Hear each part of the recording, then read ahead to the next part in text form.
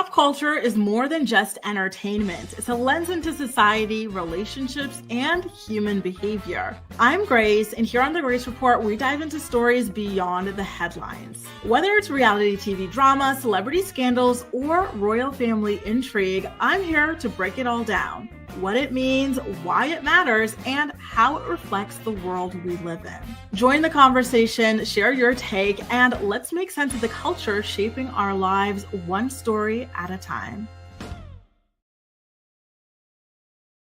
Good morning, sunshine. Happy Thursday. Wow, how quickly this week has been flying by. It always feels like that during like a short week, like a holiday week or whatever. So, I feel like I'm just catching up now. So nice to see all of you. Good morning, Tyrell. Good morning, Little Miss Thomas. Oh my God. Am I really? Oh my God, I love that. Nice to see you, boo. Good morning, Milen, Jess, Ramster, K-Car. We've got Shelby as well. So nice to see y'all. We've got Allie, Acacia, Sister Night, Christy Cable, Cecilia as well, and all of y'all watching from the bushes also. We got a lot to talk about, and it looks like you guys are really, really looking forward to talking about the Jax Taylor of it all. He's officially parted ways with the Valley. I think he was fired after all of the fan backlash. However, they're allowing him to craft his own narrative in order to kind of save his ego. We all know there's no way that Jax would willingly walk away from the show, especially with all of the money that he owes everywhere, right? Like he's in a lot of like financial straits or stress right now. So there's no way that he would just let go of this job. We're going to get into all of that and more in today's episode of The Morning Report. Okay, y'all. Ooh, I see more of y'all tuning in. We've got Jenny, Bree Meeks, Crystal, Jaleesa. Jaleesa. This song started singing in my head. War is yes, it's done, you guys. We are done dealing with this man. You know what? Why don't we even start off with the Jax Taylor story? How about that? And I did see Sister Night asking about Huda being bullied. Yep. So Huda was featured on the Daddy, what does that girl call her Daddy podcast? And in it, she was claiming that she got bullied on Love Island. So we're going to get into that. I do have the video of her talking about it as well. So stay tuned for that. Ramster says, Desperate Housewives age like milk. If you mean the series from yesteryear, did it really? Damn it. I feel like I'm so late on this. I don't know how it never occurred to me to watch this. And I finally found it and I'm ready to get into it potentially this weekend. But I'm sad to hear that it aged like milk. But listen, what hasn't, right? What hasn't? Our way of just like speaking and everything has changed so much. Sometimes even when I watch like old seasons of The Office, for example, I'm like, whoa, there's no way they would have released that now, right? Like, but what could you do? Why don't we start off with the Jax Taylor story, you guys? He is finally out over at the Valley, you guys. Jax announced the decision just yesterday, Wednesday, July 16th, in an exclusive statement to Us Weekly magazine. He said, and I quote, after an incredibly challenging year and many honest conversations with my team and producers, I'll be stepping away from the next season of The Valley. Right now, my focus needs to be on my sobriety, my mental health, and co-parenting. Taking this time is necessary for me to become the best version of myself, especially for our son, Cruz. Listen, thank God. Thank God. That Ramona sound that's like trending on TikTok. Thank God. I think if it look how much better it looks. I was wearing this. It's too vampy for me. So I decided to add this and now it looks much better. I think that if it were up to Jax, he would continue to harass Brittany on the show. However, viewers really had to step in at this point because the situation between the two of them was just way too dark, way too ugly, especially when he started putting those security cameras up around the house. He started trying to gaslight her about the divorce and everything. Like it was really painful to watch. And then he appeared on Andy Cohen's Watch What Happens Live. And what happened? People really kept on sending in comments and emails and just calling in and everything saying, what are you guys doing? Platforming this guy. This guy is an abuser. You can't normalize this sort of behavior. And now Bravo is finally listening. For how long though? I don't know, because this is the problem with Bravo, you guys. The problem with Bravo is that they will fire people claiming that, they believe that, they're against racism, bigotry, homophobia, all sorts of things, right? DV. However, what do they do when the stuff starts to die down and we move on to other things? When a couple of years have passed, they bring the people back. This is what happened with Jax. Jax was already fired from Vanderpump Rules for terrible behavior. And then they brought him back onto this show. Pretty much half the cast of the show are people who were fired and then brought back afterwards, right? Like the lead people on the show. So it's ridiculous. I hope that they keep him out for good, but at the end of the day, these networks don't really care about DV. These networks don't really care about discrimination, hatred, or anything like that. They care about money and who is interesting to people, who brings in money, like, good or bad. And so I do worry that they will bring him back like years down the line in a certain kind of capacity. Like, I've lost faith in Bravo firings at this point. Good morning, Ruby. Nice to see you. Good morning, Sal. Nice to see you too, boo. And Ramster, we're going to get into the Michelle and Barack Obama of it all. Get ready. Good morning, Cynthia. Cynthia says, good morning. What Jax got fired. I missed the episode this week, but I hope he did. He's a donkey. Yep, he sure did. And thank God for that. It's about damn time. Siren, hang on, let me zoom this in. This is such a nice shade of blonde on you. Is this like an ash blonde? This looks really, really good. Oh my God, you got me wanting this. I've never felt blonde for myself, but look, guys, put my head next to this hair. Well, this looks nice on me too. I like this. Oh my God, that is really pretty. So nice to have you here, boo. Thanks for joining us. You guys, I get so easily distracted, y'all. Y'all got to be careful with these photos you put up. Last time I was gagging over Deshauna's dress, how beautiful it was too. Ali says, we're free to chat at last. Thank you, Bravo, for making us free of Jax. Amen, indeed. Amen, amen, amen. Hey, Deshauna, so nice to see you. Ramster says his mustache is a reason in itself to be laid off. He's gotten way too much Botox. Listen, I know that they always try to market him as this heartthrob. I personally never saw it. You know who he looks like to me? That guy from do you remember there was that Amish show on TLC? I think his name was Jeremiah.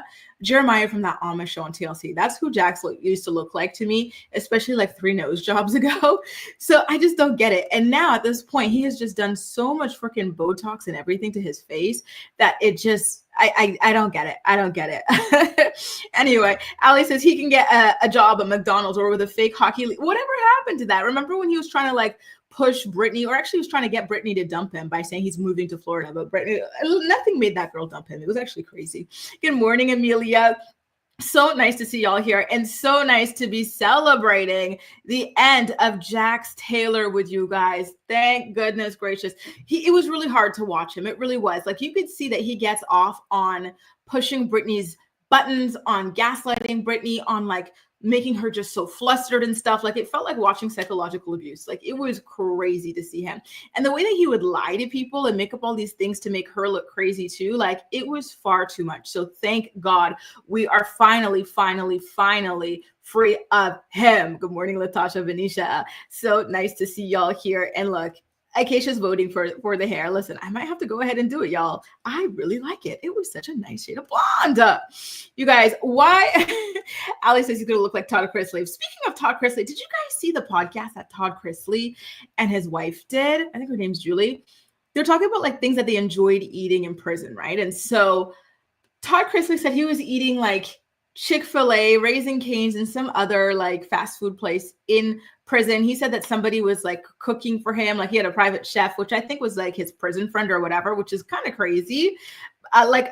Do you think that's real, that he was really eating just a bunch of takeout or whatever, in prison? That's crazy to me. Meanwhile, Julie was in real prison, actually eating prison slop sort of a thing. And I would be pissed if I were Julie and he's telling the truth. I think he's taking the piss, to be honest with you. I think he's just trolling. But can you imagine? I feel I see her like a Teresa Giudice, someone who just went along with something that the husband wrote them into, and then they were collateral damage. So the idea that she was having a rougher time in prison than he was, I'd be pissed. I'd be fuming. East Austin, you're going to be so happy. We're recapping the Valley today, and I know you're getting ready to drag me. Listen, I'll tell you in advance, I lost a lot of attraction for Jason when he was so squeamish over that little line tattoo. He's awesome. Says I'm working on some slides, but I wanted to say good morning. I love Grace and the co-reporters. Thank you so much. He's awesome. We love you too, boo. Jax was banned from Hawaii. He didn't choose to skip that trip. Jax is in it. Really? Is that after Sunglass Gate? You can get banned from a whole state? That's crazy. I had no freaking idea. Damn, how embarrassing. How freaking embarrassing is that? Carolot says you can have whatever you want with the right connections. Really? You know what this reminds me of? I watched this thing on Netflix where like this girl, she was a prison guard. She's like this older lady. She's blonde. She's probably like 50s to 60s. And she falls in love with this tall, like kind of like dopey inmate. And so she would like smuggle him things in, and then like they broke out together. And I don't want to spoil the ending, but do you guys know what I'm talking about? I watched it at some point last year. And he says, that reminds me of Lindsay did not get married, but she changed her. Oh, did she? Lindsay, she's such a fascinating person. I'm really, really curious about that woman. So, because when she put up those photos of herself, so this is Lindsay Chrisley that Minnie is talking about. Lindsay does the Coffee Convos podcast with Kale. And recently she did this photo shoot on the beach with her man. She's wearing this giant ring. So it seems as though she got married. And now we're finding out that that maybe wasn't even the case. She's just trying to kind of like estrange herself a little bit more from her. Listen, I need to do a deep dive on that woman. She's very fascinating to me. I got to do a note of that, actually. So thanks for telling me. We've got more news from the Vanderpump Rule / Valley like universe, you guys. Scheana Shay. So this is actually for you, Jaleesa, because Jaleesa yesterday was like, Grace, the Scheana Shay magazine cover, hilarious, hilarious, hilarious. So I said, okay, let me go ahead and take a look. I wanted to do this for Jaleesa. And so Scheana was talking about how her husband Brock had cheated on her. So this is like the most famous excerpt to come out of her memoir, right? She's promoting it. And of course, she's leading with like the most salacious story of all. And I actually found this interview to be rather interesting. There were some parts that I thought you guys would be interested in. So let's go ahead and get into some of them together, shall we? So there's a moment in this interview with Us Weekly where they talk to her about Lisa Vanderpump, essentially, right? And so Scheana plays victim, right? She's like, Lisa used me to build her empire. She's got this big empire off my back, blah, blah, right?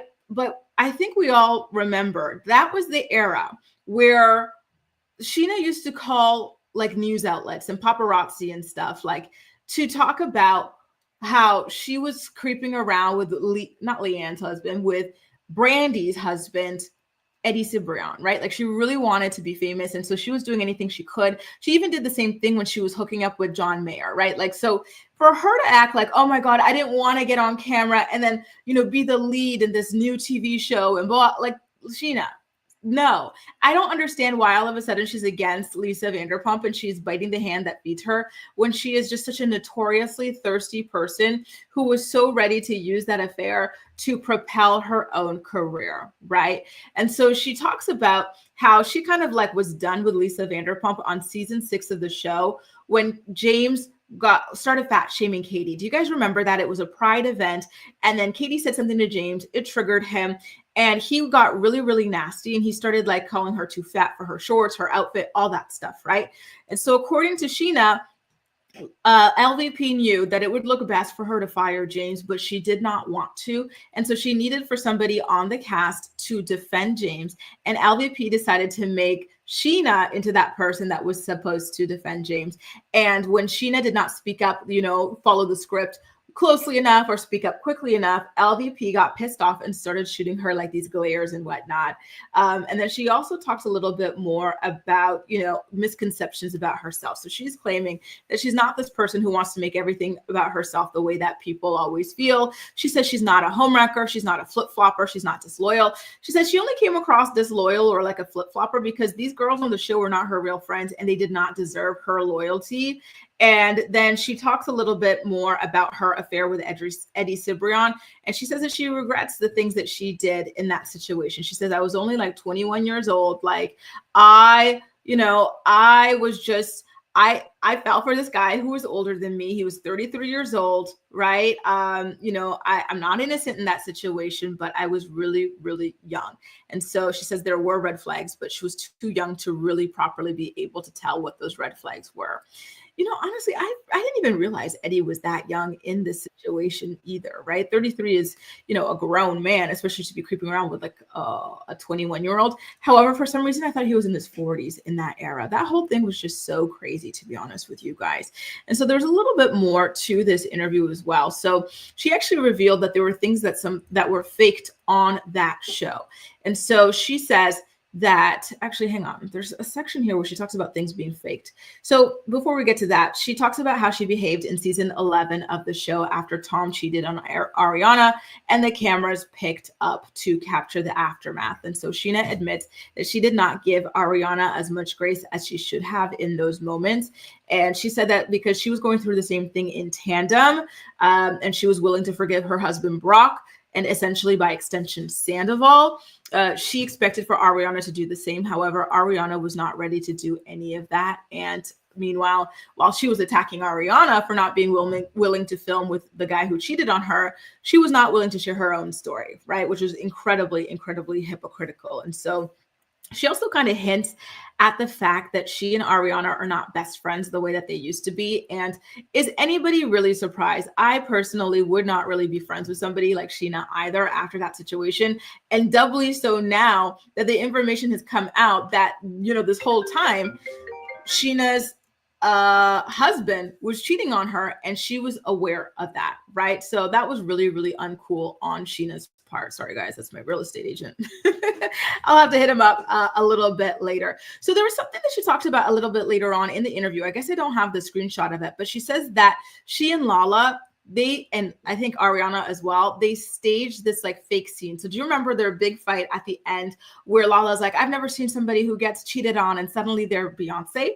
According to Scheana, that scene was fake. They felt like they were about to lose their jobs, especially she and Lala, right? And they wanted to have like this kind of cliffhanger ending that would guarantee them another season. And so that's what they tried to do. And unfortunately for them, it backfired, and the audience was incredibly unhappy with the way that they turned their backs on Ariana. They were supposed to have this like awesome girl power sort of like season, and they kind of flopped, you know. The thing that was the craziest to me was that you had Scheana on Twitter or whatever, kind of like doing these punching emojis, like kind of like gloating and hinting at the fact that she punched Raquel in the face, which I do believe she did, in honor of Ariana, right? Then you saw her go at Sandoval in honor of Ariana in the prior season and everything. Then you saw Lala scream at Sandoval during their reunion as if she was the one that he was cheating on, right? She's like, this is an evil person. He's a narcissist. He's like, she and James, they took over that entire reunion. They had more anger for him than Ariana did, right? Meanwhile, the following season, what do? They turned their vest. They completely flip-flopped on that and ruined that season, right? They were so desperate to save their jobs that they actually crushed it in the process. And the whole thing is just like the fumble of the freaking century. I think that if those girls worked together to ice out Sandoval and just, you know, really like make his life hell, it would have been a killer season, right? Finally, a girl power season. But unfortunately, per usual, the men got away with such terrible behavior. By the way, good morning, BR, and everybody else tuning in. We got Gail back as well. Cynthia says, I love Lisa. She's an entrepreneur, and these people would be irrelevant if they weren't on the show, period. I don't know. This is Scheana flip-flopping again, right? Because she was also always really close with LVP's daughter, Pandora, as well. But now I guess because she's trying to get like more eyes on her, more controversy in order to get back on our screens, she is throwing whatever she can at the wall and to see what sticks here, right? As far as people's interest in her. Hey, Michelle. Ashley's watching from the bushes. Hey, Ashley. Nice to see you, boo. Thanks for checking in on us from the bushes. And good morning to you as well, Gala. Oh my goodness gracious, y'all. So much to uncover. Listen, I'm looking forward to reading Scheana's memoir, actually. I think that's something I'm going to do in my channel member book club. I'm going to do the free Spotify because, you know, if you have a Spotify premium account, they give you like, I don't know, like access to like 60 hours of like books for free or something like that, which is really cool. I used to do Audible, but I feel like they're scammers because it's like so hard to stop your Audible subscription. And before you know it, you're paying like 4 or 5 months and you're like, how the hell do I stop this? I thought I stopped. Anyway, listen, my beef with Audible is a story for another day. Why don't we get into Emma Watson's beef with the speed limit?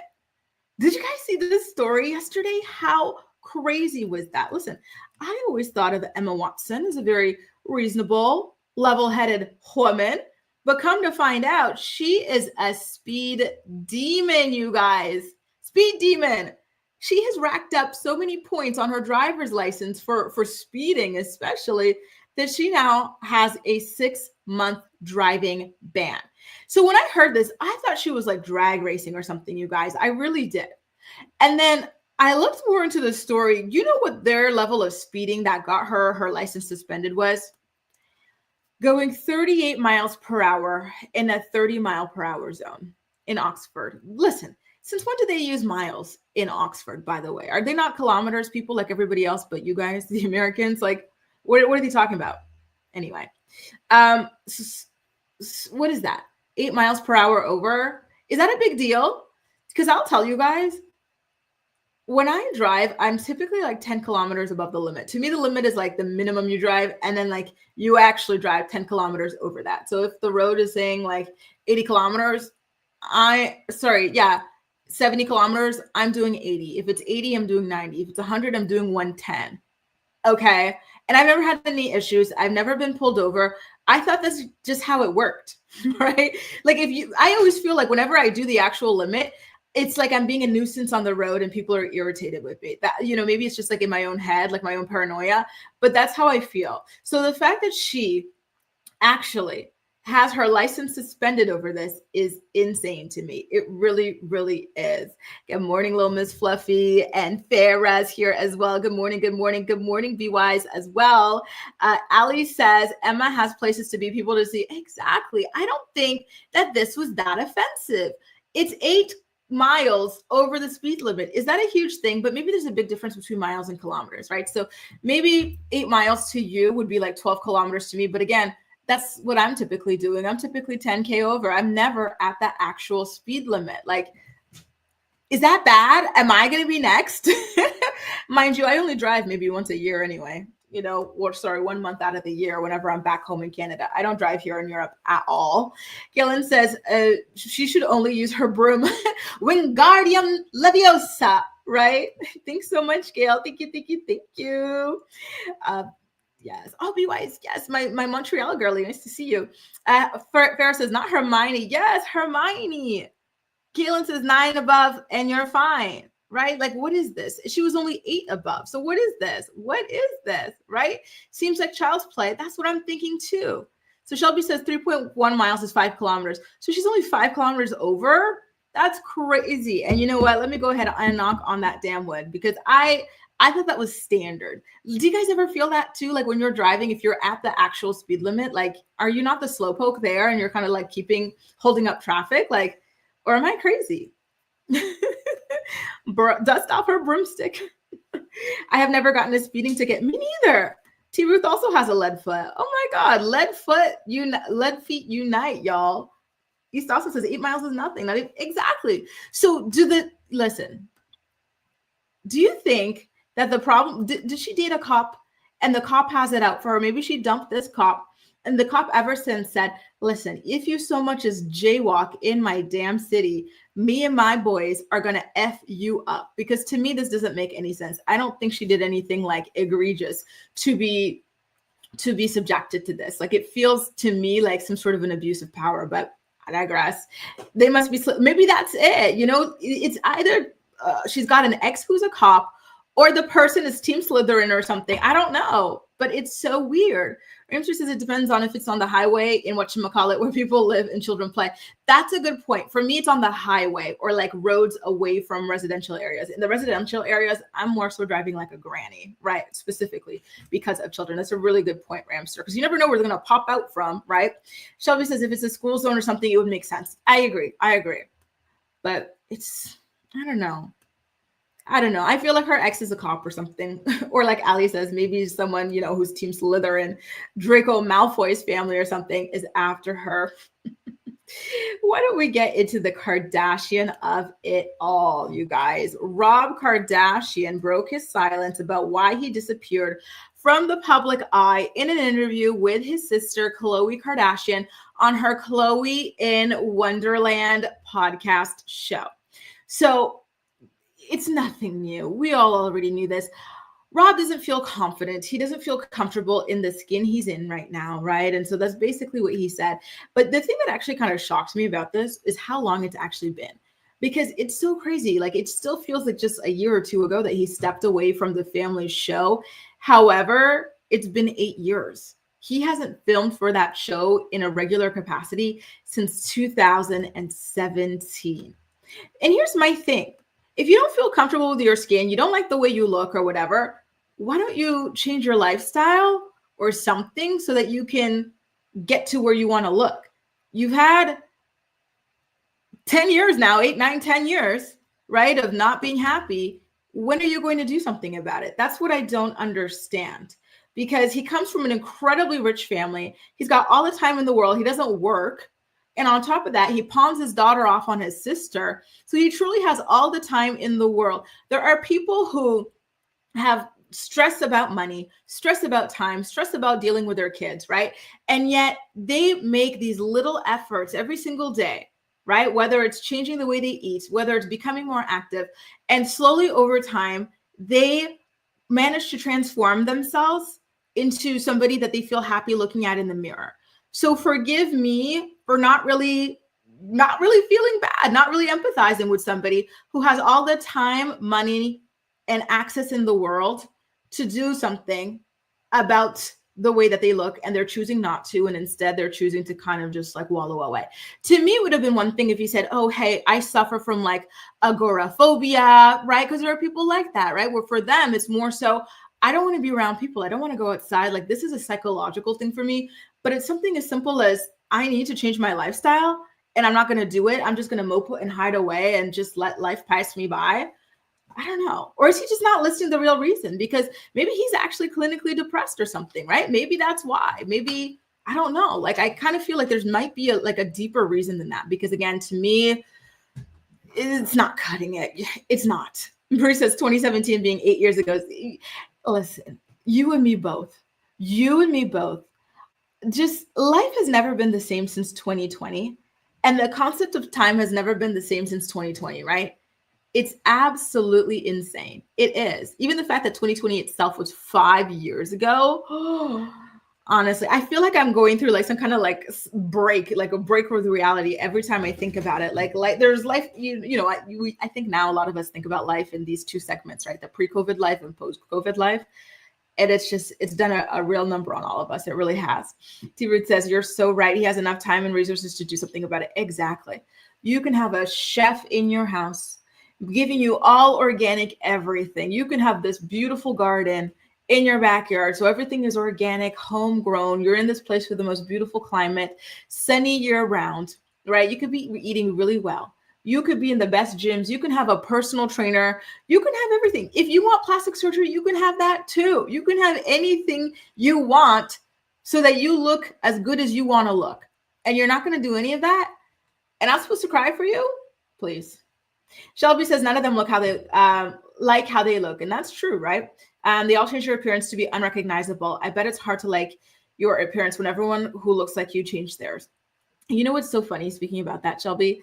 There's like this clip going viral of like Chloe in that episode. There's like an episode where like people are like writing into her, right? And so she's responding. And somebody's like, oh, you Photoshop all your pictures. You're so fake. She's like, you know what? I don't anymore, but I will admit that I used girl. And meanwhile, the podcast is filtered too. The reality television show is filtered. These people are so freaking insane. They truly are, right? I can't with this family. The jokes write themselves with these people. Bree says, my nieces were born in 2020 and they start kindergarten next month.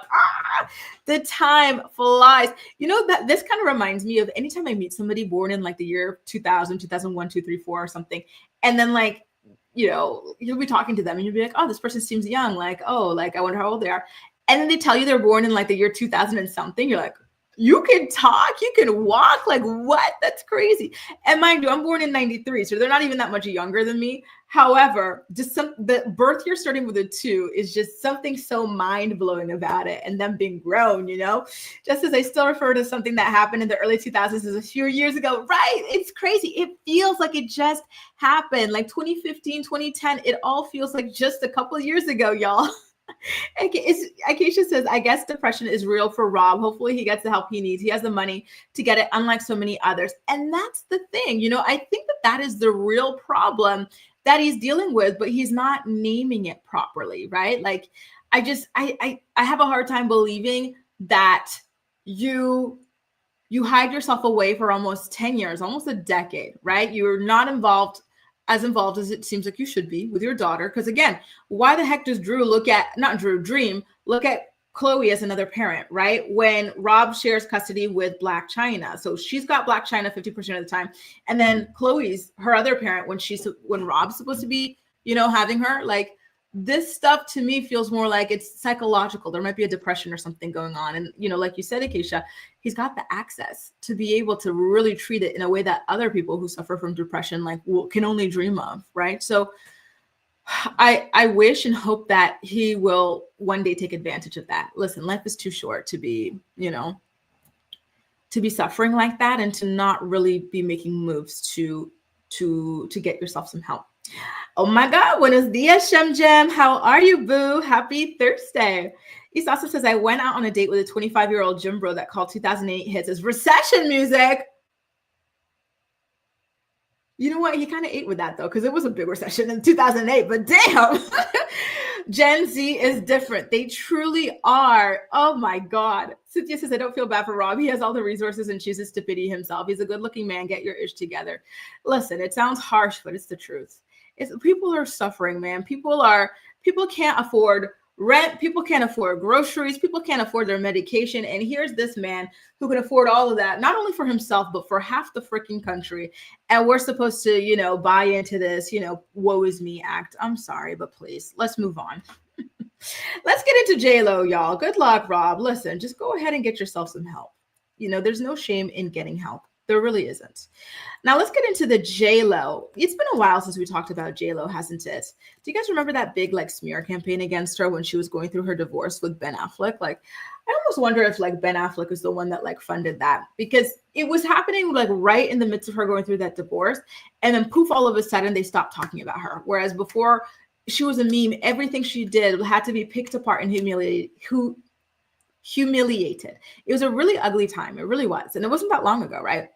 So anyway, she was doing a concert, and one of the concert goers held up a poster that said, "Marry me, J.Lo." And so J.Lo clapped back, saying that is not something she's doing again anytime soon. Mind you, this woman has been divorced 4 times, so I'm glad she finally learned her lesson. But take a look at how the interaction went down. J.Lo, marry me? I think I'm done with that. Yeah, I tried that a few times. Anyway. How do y'all feel? Should Jenny from the block hang it up, stop marrying, stop divorcing? Listen, I think she should. I think after a certain amount of divorces or whatever, it's probably best to just live in partnership and call it a day, right? And so I'm glad that for her, and especially for her children, she has finally decided that this is the moment, right? Ali says she's waiting for Diddy to get out of jail. Damn. I feel like she hates that man. That's crazy. Jaleesa, no, I did not see that. That is scary. I'm not surprised, though, because there was an episode of The Housewives of Beverly Hills where he was pissed off at her, and he snatches her up by the arm like this, and he tells her that he could break her. He could break her arm if she didn't come with him and stop. So I'm not surprised.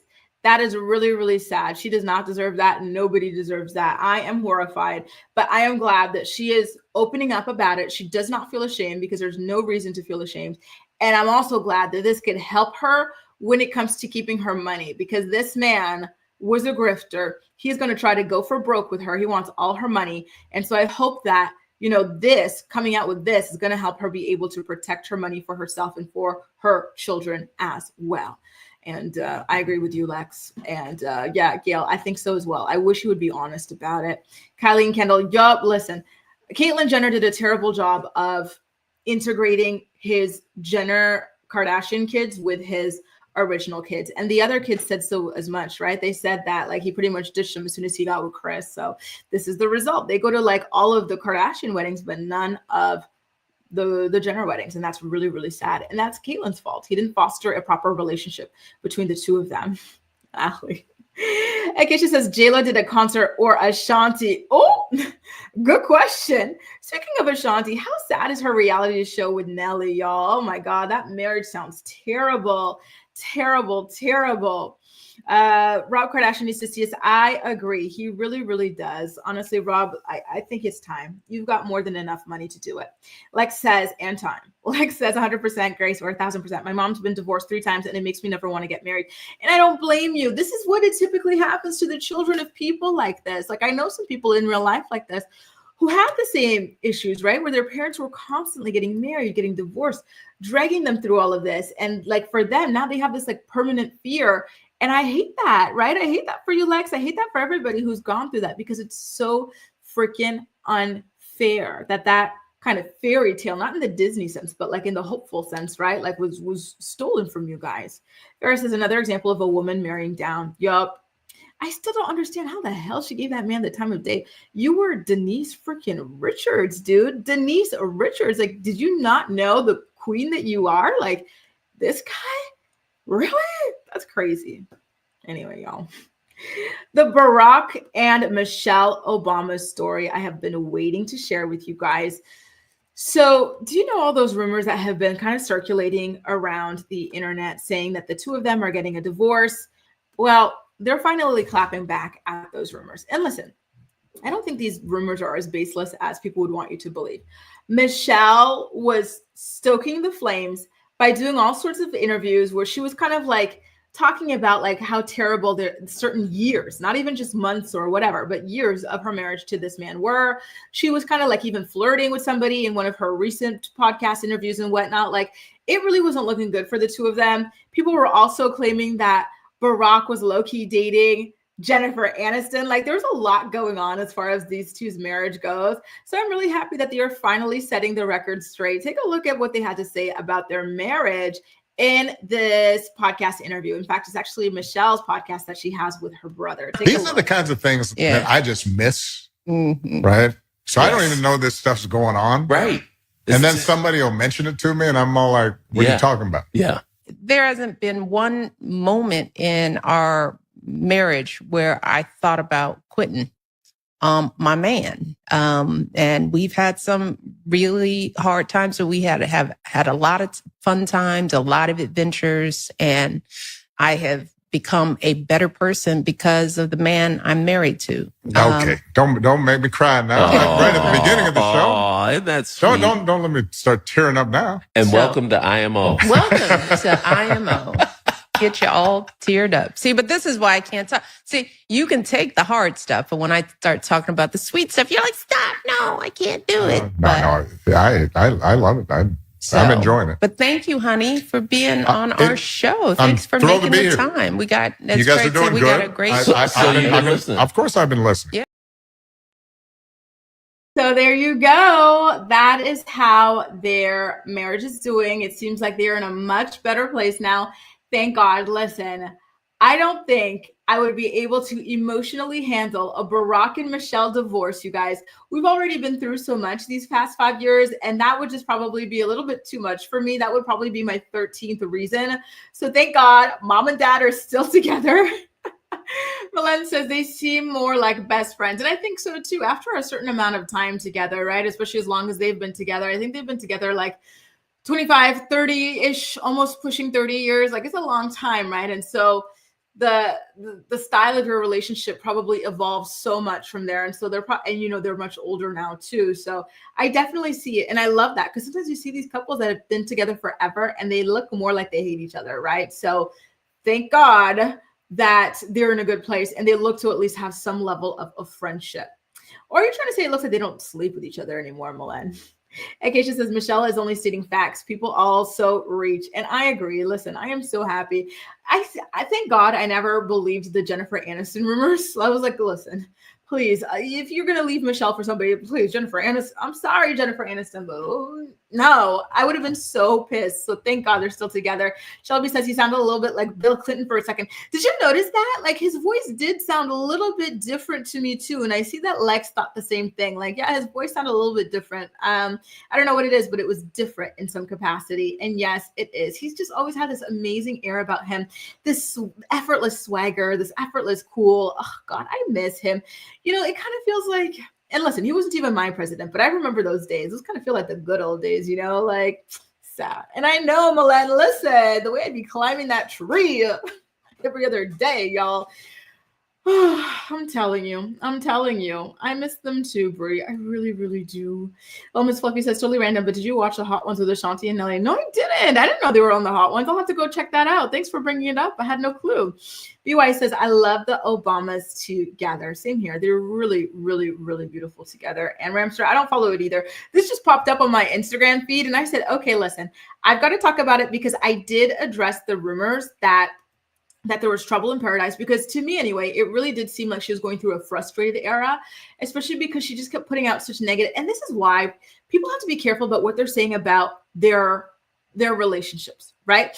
Because if you're constantly putting out negativity after negativity about your relationship, people are going to think that you're not happy, right? And that you're lashing out by sharing all of these negative stories. So I think that kind of contributed to it, right? Like she just kept saying like, oh, like, and you know, here's another thing. In this podcast clip that I just shared with you, she was saying that she never thought about leaving. But honestly, like it sounded like she did think about leaving him from the story she was sharing, right? About how he was such a workaholic. He would never show up to dinner on time. And so instead of like waiting for him, they, you know, would just do it on their own. And then just leave him to the side, like kind of like a whatever. Like she shared a lot of these kinds of stories where there was just this huge disconnect where it felt like she regretted almost, you know, marrying him and whatnot. So anyway, that's the thing about people. They give you all this information, then they turn around and completely go, oh, I don't know why people felt that. Stop. Shem says, my parents have been married for 43 years. Wow. Some of these people are never getting divorced no matter what. Look at Will and Jada. And that's the thing. Listen. A lot of the times the people who've been married forever, like not most, not some, but like a lot of the times they're not necessarily happy. They just don't want to get divorced. Ask me how I know. Ramster says it wasn't, but everything seemed fine with him in charge, right? You know, I think it's just a certain level of diplomacy, right? Because I do remember he had like a lot of wars and stuff that he was managing too. But there was a certain level of diplomacy. And again, I think we're all still collectively traumatized from COVID too. I really do, right? Like years of our lives, 2.5 years of our lives stolen from us. So it's been a rough time, y'all. It really has. Like says, girl, I remember watching the US elections when he was voted in the cafeteria. Even Canadians were so happy to see the US have a president like Barack, right? I remember. It was such a beautiful thing. We felt so connected, right? Like as Canadians, we felt so connected to you guys in the US. And now I feel like we've never felt so separated from you guys. And it's sad, you know, we're neighbors. We're supposed to be cool. It's really, really sad what we're going through together. Ramster says that's exactly what I mean. She was like complaining. Exactly. Right. Like she kept on complaining about this. So of course, people assumed that she was not happy, that things were going wrong. Acacia says, I think she's only saying marriage is hard, but they're still together. And you know what? That could be the point too, right? Like it's not this fairy tale. And people do look at people like them, like, oh, they must be so happy all the time. So I do, you know, in that respect, like that she was opening up about some of the challenges of her marriage. But here's the sad thing. It felt like she had to make all these sacrifices. And like the hard parts were Barack putting her through it, not her putting Barack through it, you know. But listen, she's the narrator of this. I'm sure maybe Barack has his own kind of stories about like, you know, aspects of being married to Michelle that were a little bit more difficult for him too, right? Yeah, he's done his terms, y'all. Listen, however, you can maybe get Michelle to be president, but that's not something she'd ever want to do. And honestly, I would hate for her to go through that because it's really ugly the way that they treated her in the press when she was first lady. Shelby says, I mean, being a senator and president might mean he misses dinner. Exactly. Listen, it's normal, it's natural, but with those kinds of positions of power, but it was really frustrating. Very, very frustrating for her. At least that's what she made it sound like. We got it. Oh, the Pete Davidson story. I thought we were getting into the Huda story, so that's why I was like smiling because, you know, one of you guys asked me about that, but we're going to do the Pete Davidson story. That story is so weird. It is. Nick almost left with Cierra when she got kicked out of the Love Island villa as well. Huda felt bullied on Love Island. We got to talk about that. And then we're going to round things up with a recap of the Valley, okay? Give me a quick second, you guys. I want to take a sip of my water. Y'all know me. I love me some water. And then I'll catch you on the flip side. We got a word from some of our sponsors before we get into the rest of our stories for today's episode of The Morning Report. If you're enjoying it, please don't hesitate to go ahead and give it a thumbs up so YouTube knows you enjoy my content. The Morning Report is brought to you by Philo. Watch your favorite shows and movies from over 70 different channels, including MTV, TLC, WeTV, and more for only $28 a month. Get a free trial today by clicking the link in the description box of this video to get your free trial up and running. Tired of learning languages in boring, frustrating ways? Try TalkPal. TalkPal is your personal AI language tutor. It teaches you languages in fun, engaging ways. It gives you real-time feedback, assesses your pronunciation, and the learning process is personalized just for you. Join millions of other learners and start your language learning journey today. You guys, by the way, TalkPal is so fun. I was actually just using that again this morning. And it's really fun, honestly, being able to have full-blown conversations. They'll have like these different scenarios, like, oh, you're at a park and you run into like a friend, or, oh, you're trying to like book a taxi, a hotel, you're at the airport, like different scenarios like that. And you chat with this AI bot.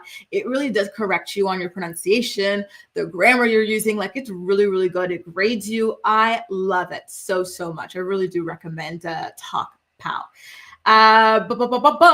So Shelby, I heard some rumblings about it, but I'm not deep in the weeds. The girl's always in some drama. She's a lot, isn't she? I have to dig into it. I heard something about like some leaks of some prison emails, but I'm not sure. Can you give me a little like rough overview? And then I'll look into it for tomorrow's morning report, okay? Ramster, okay, let's tell you what he did. Pete Davidson, y'all know how unstable in every sense of the word Pete Davidson is, right? Well, he is expecting a baby with his girlfriend. And I think he's been with his girlfriend for a whopping 2, 3, 4, maybe 5 months, you guys. So this news is absolutely shocking. He's only been with her for a short while. And typically you wait 3 months before announcing a pregnancy, which means that he knocked her up almost immediately within like meeting her or starting to date her. Her name is Elsie Hewitt, you guys. They announced the news via Instagram by sharing a sonogram of their baby with a caption that reads, well, now everybody knows we had sex. And so a source tells Entertainment Tonight that Elise has been wanting to start a family for quite some time and is happy to be doing it with Pete. She's always wanted to be a mom. This is a new chapter for the both of them. I'm sorry, girl, you're saying that now, but listen, she probably feels on top of the world with this guy because this is Pete's MO. I think that Pete Davidson is the ultimate love bomber. Look at how his relationship with Ariana Grande went down. Look, right? Like they got engaged within like 2-3 months and then it blew up within like 7 months total of dating, right? So 4 months after that engagement. And then when he got with Kim Kardashian, he started branding her kids' names onto him, like literally burning their names onto him within months of dating Kim. And then he got like a tattoo that says, my girlfriend's a lawyer. He's a love bomber and he's so unstable. He was just dating another woman and then he crashed a car into a house not that long ago. So honestly, both of these people are crazy for this. They truly are. I'm sorry to be so negative about a baby announcement, but when I saw this, I said, are you freaking kidding me? Like, that is so irresponsible. He is not stable, like mentally, emotionally. Does he not have a drug and alcohol problem? Like, this is worrisome. This is not the news you go, oh, wow, congrats. This is like, oh my God, how could you do this to somebody? Like, I really hope he gets it together. I do, because this is serious business. And I would hate to see somebody just flippantly, anybody else, because a lot of people do this. They just flippantly have children when they're not even in the right place, like emotionally, mentally, financially, whatever, spiritually, to have children. It's sad to see. It really is. Anyway, good luck to them. They barely even know each other. Now they're about to have a kid together. Cheese. Hey, Mrs. H, good morning, dear. How are you doing? Kaylin says, definitely a new, exactly, right? A new chapter, all right. Like, what do you even say to something like this? And I hope, Ramster, it does, but that's just so much pressure for the baby. You know, I kind of feel like you should straighten out before you have the baby rather than hoping that the baby helps you straighten out, you know. But look, who's the other comedian with the rug problem and he cheated on his wife with Olivia Munn and the sweet potatoes? Jonathan Mulvaney or something. He says that his child is keeping him sober. So hopefully Pete follows suit. But then again, Pete, I think, is even more unstable than that guy, right? And he seems like, I think they're both going to be putting each other, especially him, he's going to be putting her through hell. And I agree to you, Ruth. I'm actually surprised he didn't start his string of baby mamas like earlier. He might be the next Nick Cannon. This guy is insane. Yes, like it's so bad. All of his relationships start off so intense, so heavy, huge declarations. It's either an engagement within months or tattoos of you and your children within months. And now look, it's putting a baby in you within like a couple of months. Like scary stuff. This guy is not well. Like I'm really, really, really concerned about this. I am. Farrah says, yep, totally agree. That whole interview was calculated. A waste of 2 hours. No accountability. Oh, what is that? 2-hour interview with who? Where? Is that the gypsy stuff? Ramsey says, oh my God, Grace and co-reporters, is anyone following that attempt on her? No. Where? Why? What happened? Oh, Lord. Sleepy Scully says, John Mulvaney, Mulaney, I don't know why I put the V. I think him and Pete are actually friends. They're both SNL alumni.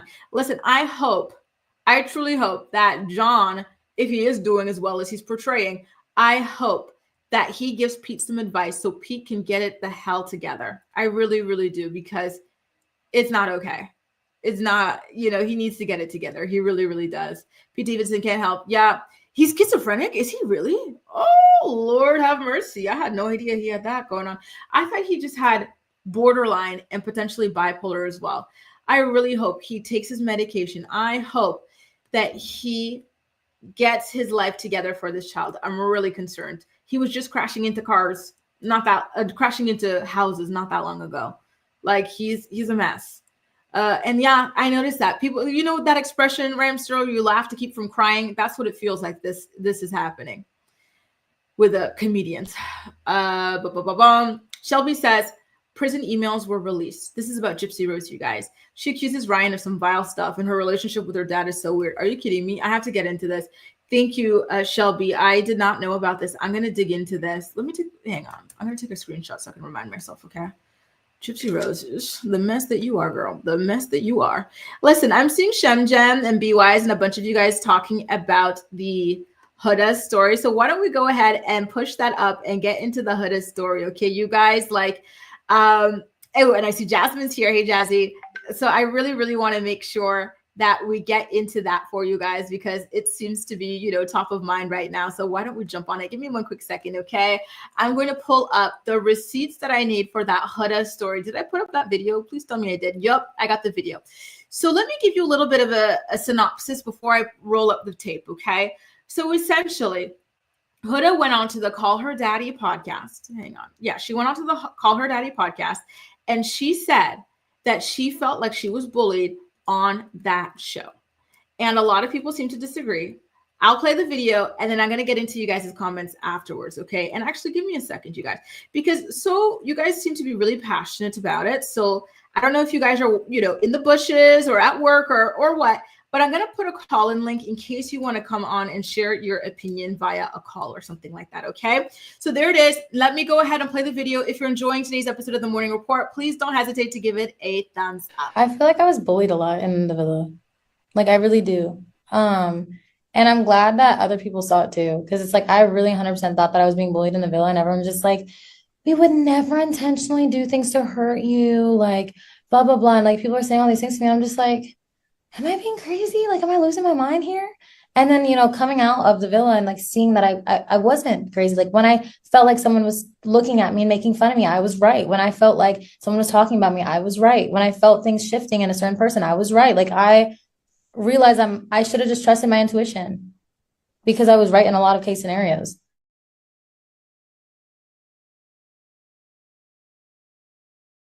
What I've seen of people kind of changing up with her, for example, when Shelly changed up on her, it was because she went and dry humped Shelly's man, Ace, and they weren't supposed to be doing all of that, right? And I had also seen her crash out on men because men did not want to do certain physical things with her. And so she would kind of like act like Hurricane Huda, right? And so to me, kind of feels like she was doing some things that were inappropriate or made people uncomfortable. And when people would react negatively to that, now she's considering that them switching up on her or them bullying her, but I'm not so sure. Again, I didn't get to watch the full season. I started watching a little bit later on at you guys' behest. So I am really looking to you guys for this. Shem says, oh my God, that CH Call Her Daddy interview with Huda pissed me off. It was so calculated. Started off talking about childhood trauma to humanize her. Why wasn't that done on Amaya's interview? Huda was the bully. Shemjem also says, I don't know how Huda felt bullied when she was the bully. I empathize with her because she should have never been hurt or harmed as a child. However, that is absolutely not an excuse for poor/toxic behavior, right? Listen, it's tough, right? I see where you're coming from, and it is weird if one person gets to tell like the full backstory to kind of like paint like a better picture of why they act that way that they do, whereas another person doesn't get that same opportunity. It does feel a little bit unbalanced and unfair. BY says Huda is a master manipulator. She got a good edit, but you know what? She could also be like that girl from the last season of Love is Blind, Madison. I think. Do you guys remember Madison and her trauma dumping? Like that was her way of connecting with people. So maybe this is Huda's way of connecting with people, whereas Amaya's more like, let's talk about the present. Let's talk about, what I'm doing. And she's just got this like light positive energy, whereas Huda's energy, and this is what I would say when I would talk about the show with you guys, Huda has like this like kind of like suck the energy out of a room vibe, and like it's a very heavy energy to her. So maybe that's why her interviews veered off in a different direction than Amaya Papaya's. Sorry, BY says Huda's a master manipulator. She got a good edit. Both of her relationships on Love Island with Jeremiah and Chris were disturbing. And Chris has been speaking out. I don't know if you guys have been able to see Chris's interviews yet, but Chris says that there were times where Huda would be like really pushing him to sleep with her. And he didn't like it because, first of all, they're sleep deprived on the show, which I do think is going to cause a lot of controversies coming up because we've seen Love is Blind, right? People come out saying that they're starved, they're given a lot of alcohol, and they don't get access to sleep. So now hearing Chris talk about that so openly, he says, we're only given like 3-ish hours to sleep, and she's trying to bone me. And then she's not even trying to kiss me in public. Like it was really frustrating trying to convey that to her, how much that upset me, right? Jazzy says, talk about trauma dumping from Huda, all for her fans to keep excusing / defending her BS. I gotta say, the beef between like Huda stands and like anti-stands online is just so fascinating to me in the best way possible. And so happy you're here, Jazzy. Nice to see you, boo. Hope your day is off to a good start. Ferris says, all the trauma dumping Huda did, no excuse for her behavior. Listen, you guys aren't falling for it, doesn't feel like, right? Ali says she's not wrong. It doesn't look like you guys are falling for Huda and the image that she's trying to portray. I've only seen some kind of excerpts of the interview. I haven't been able to see all of it just yet, but I don't know. Listen, I already told you guys when we were watching it that it does feel like she has this kind of like way of just bringing who she reminds me of? She also reminds me of Janet from The Valley, which we're going to get into in our Valley recap as well. But like Janet also has this way of just bringing everything to just like pure sadness, right? Cynthia says, I don't think Huda does any self-reflection. That's why she's going to play victim and will feel bullied. She's not very nice either. Y'all are not Huda fans at all. Jazzy says, they said she did more and they edited out a lot of stuff to protect her. It seems like they really wanted for her to be the star of this season. And I think she is essentially, right? Like she's got more followers than anybody, which was really interesting to me because, before I got into watching it, like I was hearing people dislike her. So now to hear that she's the most followed is really interesting. Theo, nice to see you. Theo's out of the bushes. Boo, you moved. You moved. We have not seen you since your move. It is so nice to see you. Oh my God, Theo's back, you guys. Theo says, as someone who felt bad for Huda at certain points, but also acknowledges that she was very cruel. I hate that she's rationalizing her bad behavior. This is the opposite of what she should be doing.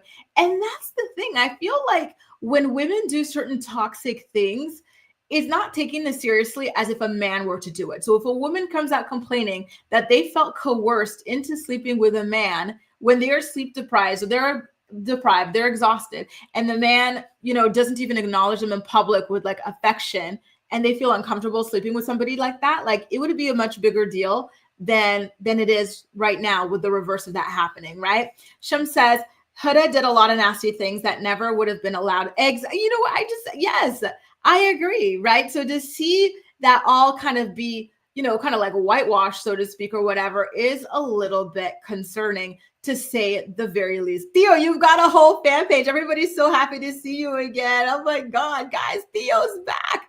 How did your move go? Are you all situated in your new place? Oh my God, fill us in. Forget Huda. Tell us about you, Theo.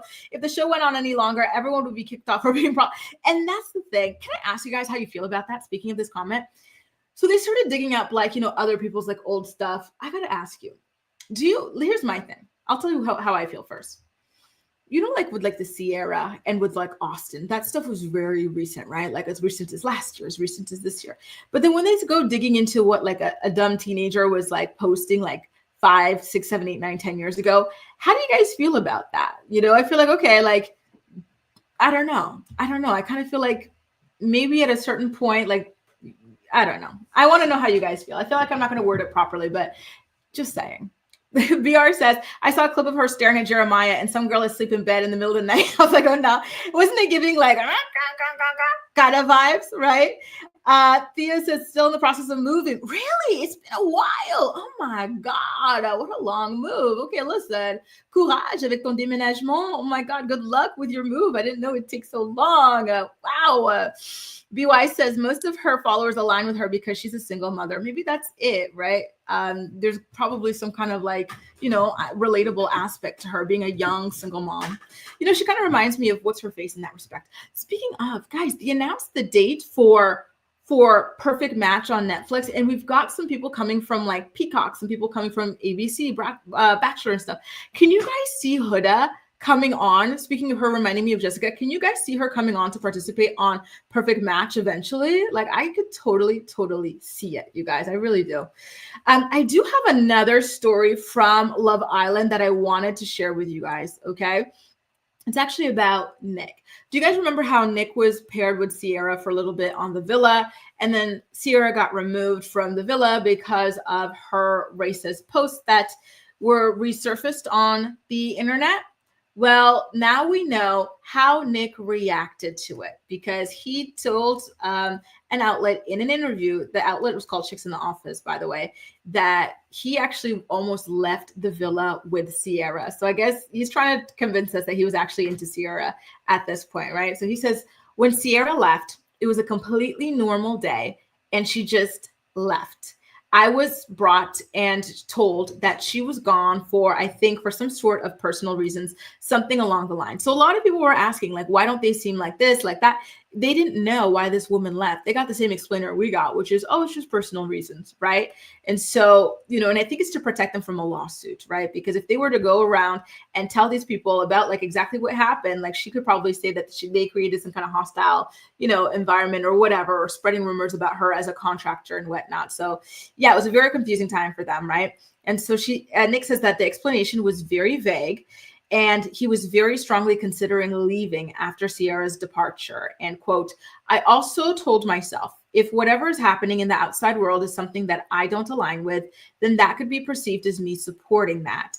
I gave myself a chance to stay in the villa.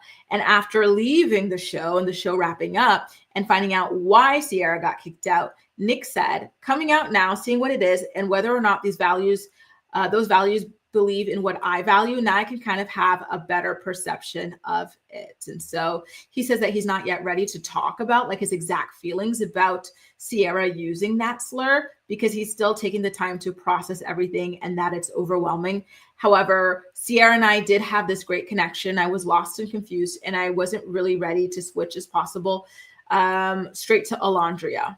So there you go. He considered leaving, but you know what? It's smart of him to stay, because first of all, the longer you stay, the bigger your brand, right? Ka-ching, ka-ching. And also, yeah, you can be looked as somebody who supports this thing. People can assume without knowing the full story that you're aware of the things that she was saying, right? Which were slurs, and that you support that and you're riding with her. So he was smart to kind of just wait and see how all of this kind of goes, right? Dun, dun, dun, dun. Farrah says, did not want to check her followers. Huda did not for how nasty and racist they were to Shelly and Alondra. Oh, that's not good. Not good, not good, not good. I hate when people are apathetic to that sort of thing. That's not cool. I'd be looking at her sideways. Grace, now you see that Alondra, isn't she gorgeous?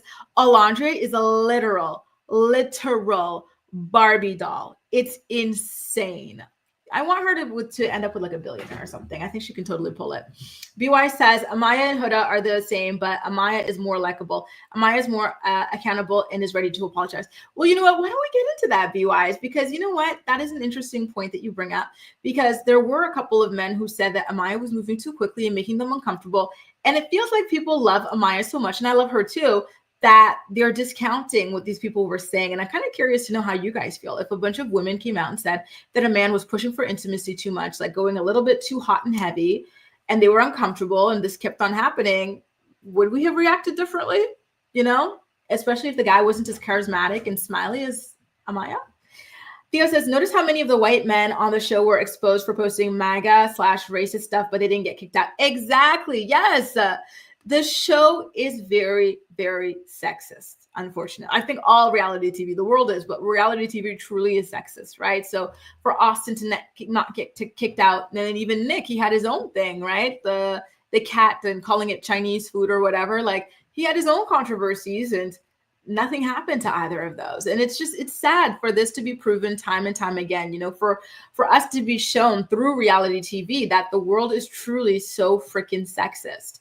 Ali says they should be able to know under what policy they're leaving the island. Perhaps not what was said, but they should know something more. And I can agree with that. But I feel like, yeah, legally might be the reason why they're not told that. But I don't know, but it's very, very interesting stuff nonetheless. And I would want to know, like, it would constantly be in the back of my mind if somebody that I was connecting with, like, had to go, right? Like, very, very strange. Or at least give the person an opportunity to chat with everybody before they leave.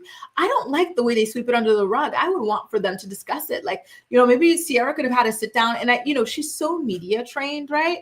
That I think she could have done really well in a sit down conversation. Like, hey guys, I have to leave the villa. Something happened. I'm really ashamed. Like, I was so ignorant. I used this terminology, and then it could have ended on that note. It could have been a really teachable moment without brushing everything under the rug.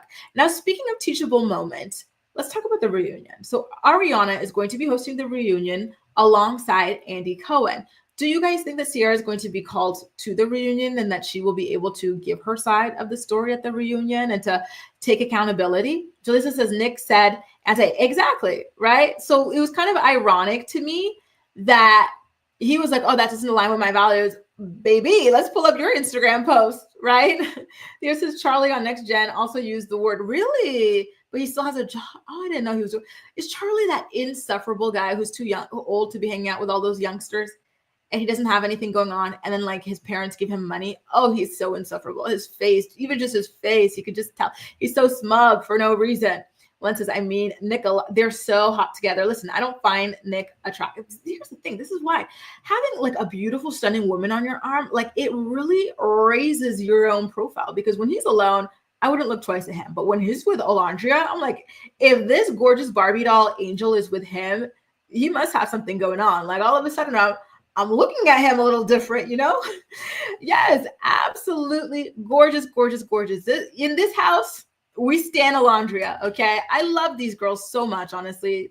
I really, truly love the girls of the season. Shim says, I'm excited for Shelly and Alondra. Yes, yes, yes, yes. Same here. And I want to see Shelly actually speak out about the BuzzFeed thing.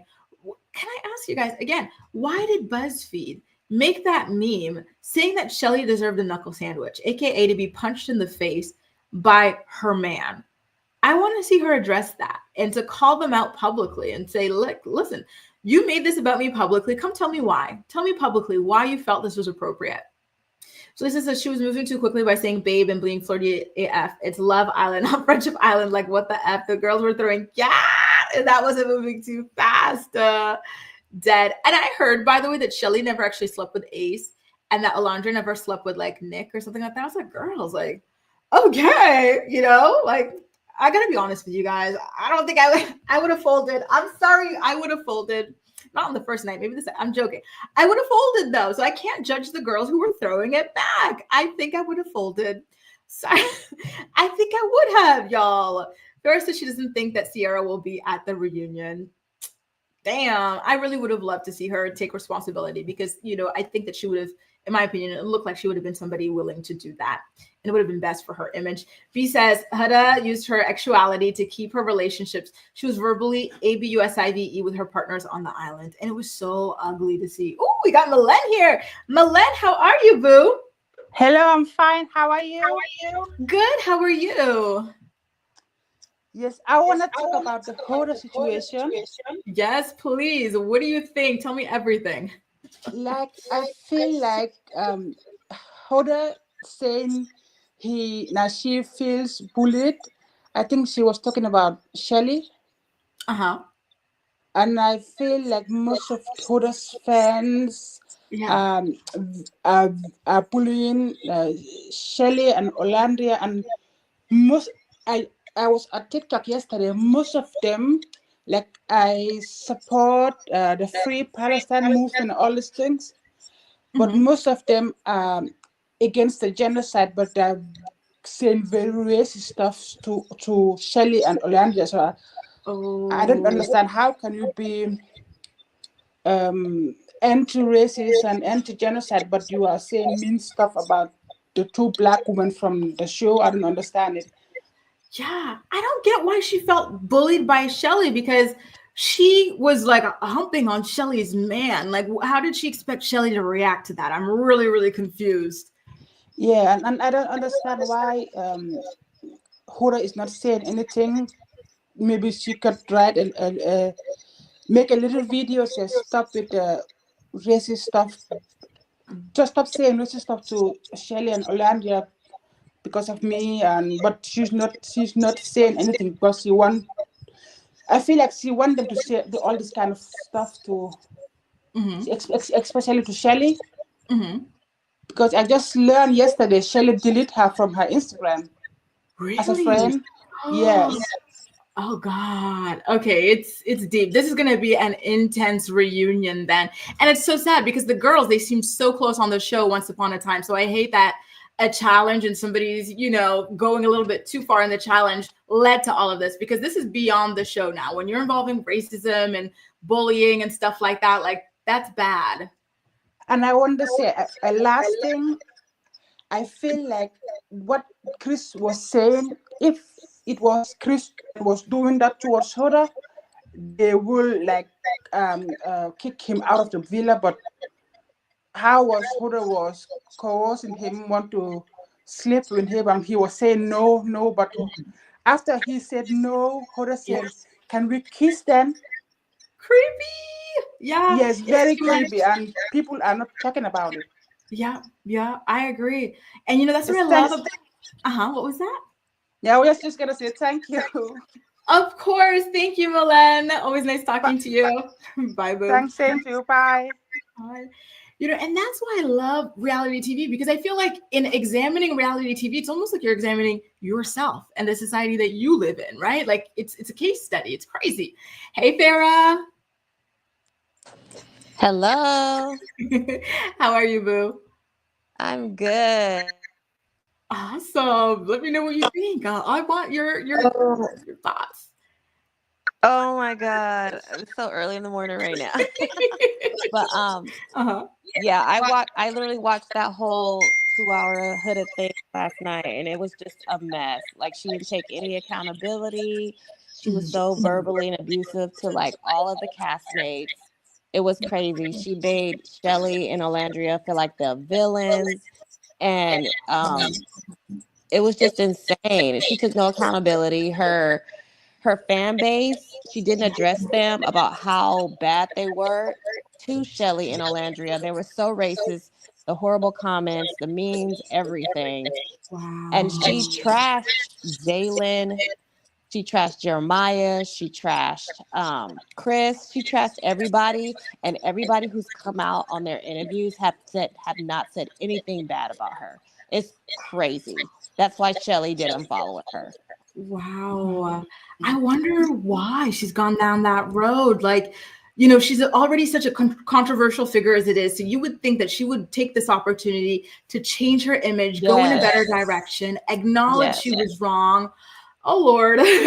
My God. Well, thanks for the recap. I had no idea. That's why. So can I ask you, how do you feel about her painting Shelly and Alondria as the bullies? Like, what do you think about that? Where did that come from? Why is she running with that? Why is her fan base running with that? It's her fan. I think she's seeing all her followers and all her fan base. Mind you, all of these followers they're like young, like in their like very young. Yeah. And they are basically feeding her like all this. So she's seeing all this, and now she thinks that she was in a right. She literally said that. Like, she was like, I came out to the villa to find out that I was right and everybody else was wrong. She was so happy to hear that. Yeah. It's just crazy. They're like feeding her Delulu. It's insane. It's so insane. But that's all I wanted to say. It's like early. I got to get my kids ready for school. Have a great day. Good luck with the school. Have a great day. Bye-bye. Bye. Oh, so cute. Happy belated again, Farrah. My God. You know, here's the thing about these people from the show commenting on the show. They haven't watched it. They only know what they've lived, right? So they don't even know what we know and what we're reacting to. So for them to like, you know, be like, oh, like I was so right about this, that, blah, blah, blah. You don't know what we see, you know? So like there's this huge disconnect. I feel like they're doing these interviews a little too early, you know, with that considered. I don't know how you guys feel, but that's how I feel personally about Huda and about, you know, everybody else who's controversial doing these sorts of interviews. They don't know yet, right? So they could be, you know, talking about something completely differently to what we're talking about and not even know it. And it's kind of crazy. Cynthia says she acted and acts super immature. And like I said, no self-respect / reflection.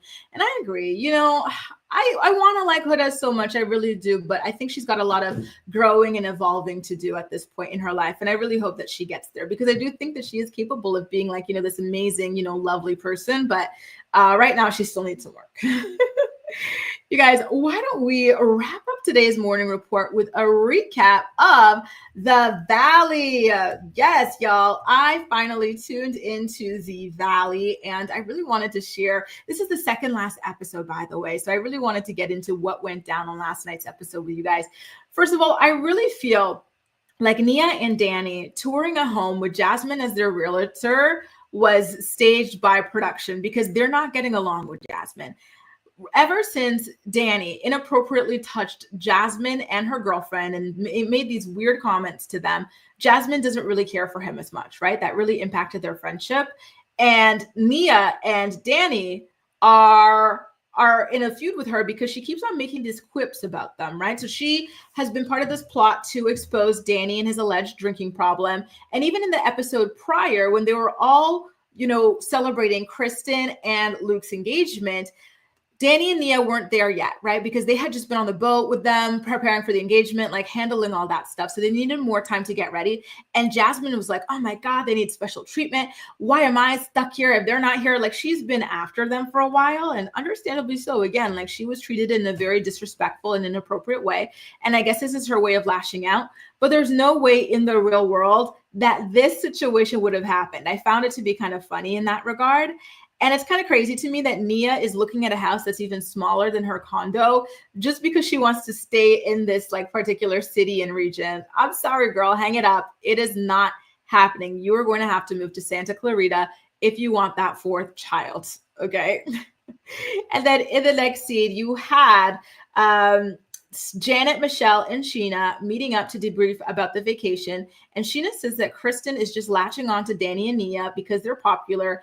And Kristen will always blindly defend people who she perceives to be popular because she kind of wants to leech off of that popularity or whatever, which I found to be a very interesting thing for Scheana, of all people, to be saying, because this was the problem that she kept on having on Vanderpump Rules. The girls could not trust her because she was fake and she was constantly trying to kiss up to the queen bee, you know, whether that would be Stassi at a given moment or whether that would be Katie at a given moment, right? Very, very ironic. And I think that at this point, she's just trying to position herself to get a spot on the show as somebody who will be a foil to Kristen, right? And because she has a lot more experience in the reality television space, that I think she can handle that better than Jasmine. Jasmine kind of like crumbles under pressure. So at first I was saying in last week's recap that I think that what is her name? Not Jasmine. I think that Janet is going to be let go.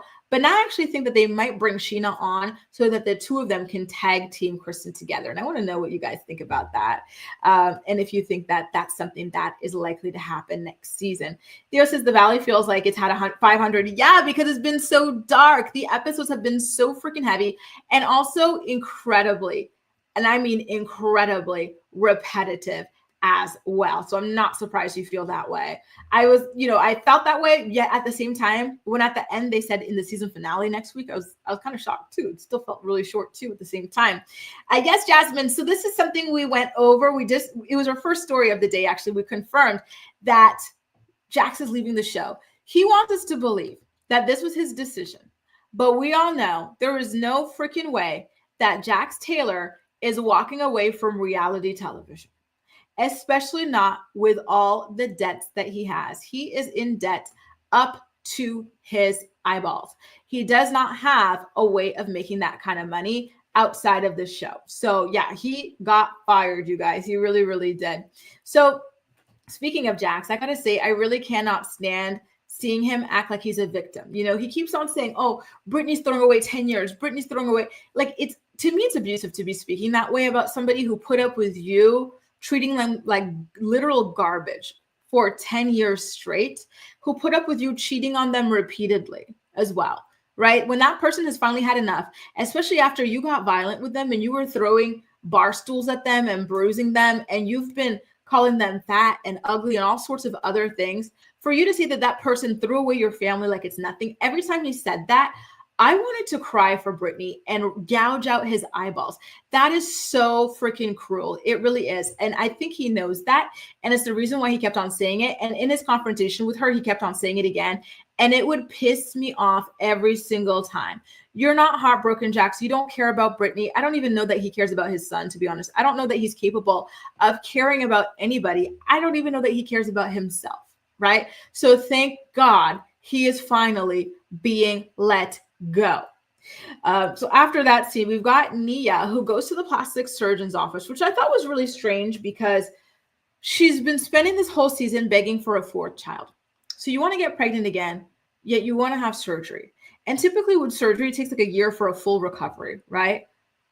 So, are you preemptively going for when you have your fourth and you're done? Like in that case, your needs are going to be different, right? Because your body with your fourth baby is going to change even more. So the consultation you have now is not going to be all that relevant for, your post baby number 4 body. I think at this point, she and Danny were just like, struggling for storylines.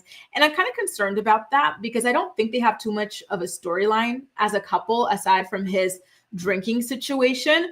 And it's something that they want to cover up. Every time they get confronted about it, Nia drags him away. So I don't know how much longer these two can survive on the show without being open about their real life. So, and I don't really like Danny. I'm going to be honest with you guys, right? Like the way he treated Jasmine and her girlfriend, just ew to me, right? He gives me icky vibes, but I really do like Nia and I don't want to see her leave. So I don't know. Ali says, I would rather have Crazy Joe. Did you see Joe's birthday post? She had to bring up Tom Schwartz and Vanderpump Rules in it. She is so funny. I think Tom Schwartz deserves her, and I hope she never stopped. Theo says, Jax announced, yup, he sure did. No more Jax, thank God. Shelby says, how wild is it that people can be reality TV famous for 10 plus years? Isn't it crazy? It used to be a fleeting thing. You do a season of The Real World, you do a season of Big Brother, and you're out of here, right? And now look at it. Ramster says, Jax looks like that actor post-op with a whole new chin. Oh, are you talking about Zac Efron? Yup, I know what you're talking about. She probably got a free consultation. Yeah, I think she got it for the show because, it's not, maybe to know where she's at now, but like, again, after the 4th kid, she's going to be her body is going to be in a different place. So I don't know, but I got to be honest with you guys. I find Nia to be so beautiful. I think she is like an 100 out of 10. She's just so gorgeous to me. So, seeing her pick herself apart and stuff, like on the one hand, I get it, right? Like she was Miss America or USA or whatever, right? Like, so she was in incredible shape. She was like this person, right? And so when your body changes so drastically, like psychologically, it's a very, very difficult thing. And so I get it. But to me, she's so beautiful. And, I know it's not helpful. Her husband tells her the same thing, right? Like lovely of him as well. But, it's an internal battle. And so I really hope that she gets to, you know, get back to that body that she really wants to eventually. But she was so beautiful. And so when I heard the doctor saying, yeah, you're right, this is wrong, we're gonna have to do this, oh, your boobs are gonna be an extreme like fixer upper, I was like, really? And then I started going back and looking at the way she dresses typically. And, you know, typically when people are uncomfortable with their body, they wear like oversized things, right? And it's typically things that make them look kind of frumpy, right? Ironically enough. But for her, like the flowy things that she wears, she's always in like a flowy dress or something. She looks really pretty. She looks really put together and stuff. And so like, I'm noticing like, wow, like she really is like 100% serious about this, right? And so, you know, I really, really do feel for my girl. You know, I really like her. I really, really do. You love Janet Milan, really? Oh my God, we're gonna get into her. That's for sure. You'll see. You'll see. So I'm really looking forward to seeing, you know, your opinion on that particular scene of her and what's his face, her husband, getting those tattoos. Milan says, "Have you seen the Vulture paper about Janet?" No, I haven't. I'll have to check it out. I love Vulture. I haven't been on there in a while, but I love Vulture. Now, speaking of Janet and her husband, listen, East Awesome is going to be happy to hear this, but you guys. When Jason was getting that little tattoo, you guys, that 1-inch tattoo, and he was squirming, he was crying, screaming, throwing up, swearing, I got the ick. I'm still in love with him, right? And I'm going to fight for my man, but I got the ick. I was like, really? And then you take a look at the tattoo that he was like, you know, dry heaving over, and this is it. And he's like, you know, like, I'm a man now because I got a tattoo. Actually, tattoos don't make you a man. They just make you a bad man. Jason, I need you to be quiet. I think you're hotter when you're quiet, because what is that, right? Oh my God. I know, Jaleesa. Unfortunately, I have. He's corny. I usually love a little bit of a cornball, but like this episode was a little bit too much for me. Again, sorry to disappoint you, Jaleesa, East Awesome, and everybody else. I still think he's so hot. I still would, but a little less now after that scene. It was really cringy to me. And so, you know how I told you guys that Huda from Love Island kind of reminds me of Janet in the way that they suck the air out of a room. They always have to bring things to a negative. So they're talking about how no one really likes Janet, like in the friend group and then in the public, right? And so they showed all of these comments that people were leaving about her being unlikable and whatnot. And I was like, girl, y'all just got these tattoos done together. Like, what is this? Like that rumor that Kristen shared about Jason taking his ring off really did a number on them. They're both of them, right? To the point where Jason is getting tattoos and he's terrified of them, right? Like that was crazy. Like, I really can't believe that. So now she's got that reassurance that even if he does take his ring off, at least he'll have this Listen, men will cheat with their ring on, okay? They will cheat with their ring on. They will cheat in the same room as their wives. Did I ever tell you guys, remember, I think I talk about this from time to time, how I used to get like sexually harassed when I was working by this creepy older guy in my office. I was like 21 and he was like in his 50s. He had kids my age or older. And then there was a time we were doing, because this was tech, right? So we were doing CES, which is this big global tech conference in Vegas. And he was just so obsessed with me. He would always say the most disgusting things. And there was a time when we were on the floor and he had brought his wife with him to Vegas, right? And so I'm talking to the wife and stuff. And the wife goes away to go see all these other boots. And the man gets back to saying these creepy things to me. So this tattoo, I'm sorry, it doesn't mean anything. They'll even cheat when they're out there with their babies. Okay, it does not mean anything. Ramster, are you saying you don't see why I find that man hot? I don't know either. I just find him so hot. I know, guys, listen, I can't explain it, but I just have a strong attraction to him. I like these kind of like preppy guys, you know, and on top of being like this preppy, sweet, like quiet guy, on top of that, he's built, like he's got this 6-pack and stuff. Like, oh, to me, he's really hot. Mullen says, Grace, the knuckle, it's a painful place to tattoo. Stop hating on my man. That's your man now, Milan.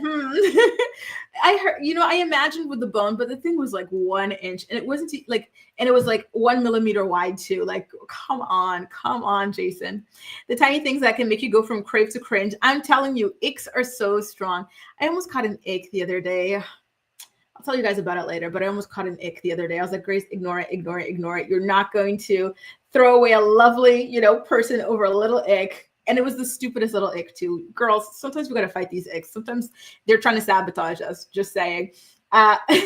Exactly. Now you know that this marriage is not as strong as they want you to think, because for them to be running to the tattoo parlor within weeks of this, remember, they filmed this thing within like the span of 3 months or something. So 12 weeks. So within weeks of a rumor coming out about your husband taking his ring off, y'all are running to the tattoo parlor. Sorry, it's giving very weak foundation. And then we saw that Janet feels like she's not worthy of this man, right? I think that I'm kind of concerned about this. I don't know. Listen, I'm not wishing ill on this marriage, this relationship, but I'm just saying it does not look that great. I think that eventually Jason is going to wake up and realize, because then she said something that icked me out so bad, actually. She said, I want it to be you and me against the world. Listen, if anyone ever tells you that, they're about to ruin your life and make everybody dislike you. I'm watching 90 Day Fiancé Happily Ever After. And the way that Andre is detested by everybody in Elizabeth's family and friend circle, that's the type of person who says, it's you and me against the world. Don't worry. Like, don't end up like that. Jalissa says, I don't think Huda and Janet are the same. I think most of the girls in the villa liked Huda despite everyone claiming they hate each other. Yeah. You know what? Listen, I have to go back and finish some of these episodes. It's just, I felt like such a heaviness about her. Like, just everything always had to be so heavy and negative with her. Even when a guy is trying to talk to her about something, instead of like coming from like an understanding, listening place, it was just so defensive and just so like, F you then. Like, girl, listen, relax. Arisa says, case in point, Trash Can Thompson. You think he's handsome? I do not at all. Really, I don't think he's attractive at all. Trash Can. I don't like his eyes. It's not nice to say, but I don't like them. And I don't like his voice. And I don't like his like mannerisms. He'll be like swishing around. Like, I don't like him. I'm sorry. Those words are exactly. That person is toxic. Anybody who tells you that and you feel like it really is you and them against everybody, it's because everybody's warning you against them. So Janet, I think you might be a little toxic, boo. Just saying. And then the episode finishes up with, the same old dispute between Jax and Brittany. Thankfully, Brittany sent their son away with the nanny, so he didn't have to listen to this argument. But again, Jax is like, are you sure about that divorce? And then he's accusing her again of throwing away their relationship. And it was just so toxic. After watching this, I'm so happy to hear that Bravo finally decided to react and to get rid of this man. He's too much. And I hope that Brittany as well, she actually fully stops talking to him. Stop entertaining him. Stop making small talk about this person's engaged. No. Maybe even ask for an order where you don't even have to communicate with them. Maybe it's an intermediary. Maybe it's a parenting app. Cut communication with this guy. He keeps on just playing with her mind, and it's not okay. It's really sad to watch. It really is. It's horrible to watch in action. Shelby says, my ex used to say that me and you against the world. It's not the romantic flex they think it is. They are alienating you. Exactly. Jason, you're a smart man. Open up your eyes. This is not a good relationship. It's not, right? Listen, you see, they don't care. This tattoo doesn't change anything. And there are women who don't care if the man is married or not. Ask me how I know. So, congratulations on the effort. And I hope it does make you feel better, because you're obviously anxious, Janet, but it doesn't change anything. Someone who wants to cheat on you is going to cheat on you under any circumstances. Cynthia says, I used to think Trash Can Thompson was hot. Then he gave me the ick, and I've never looked at him. Did you really? Girl, I can't believe y'all thought he was hot. I'm sorry, Cynthia, but that's crazy. That's crazy. I'm sorry. Oh my God. I'm sorry. I'm not making fun of you. It's just Trash Can Thompson. He's so hot to me. It's so funny how we can have like such a completely different taste, because I think this is the same reaction that people have to me saying that I'm attracted to Jason. Oh my God. No trash can for me. I reacted to the men who cheat. Oh yeah, exactly. They will cheat in front of their girlfriends and wives. They do not care. So if that's the type of man you got, that's the type of man you got, right? Don't worry, Cynthia. Listen, apparently I should be embarrassed of my Jason attraction. I'm not there yet. I'm not embarrassed, but I'm re-examining it right now. Unfortunately, listen, it's stronger than me, right? But I'm getting there too. Jalissa doesn't find either of them hot. Oh, you guys crack me up. I'm telling you. Jalisa also says, Brittany, please get the parenting app. change those locks, break the cameras, period. Don't forget, there was a moment where Jax is like trying to get access to the Ring camera, and he's trying to like tell her, oh no, I'm not trying to access the Ring camera. I'm trying to set mine up. Then get your own verification code. Leave me alone, you weirdo. Anyway, y'all, listen.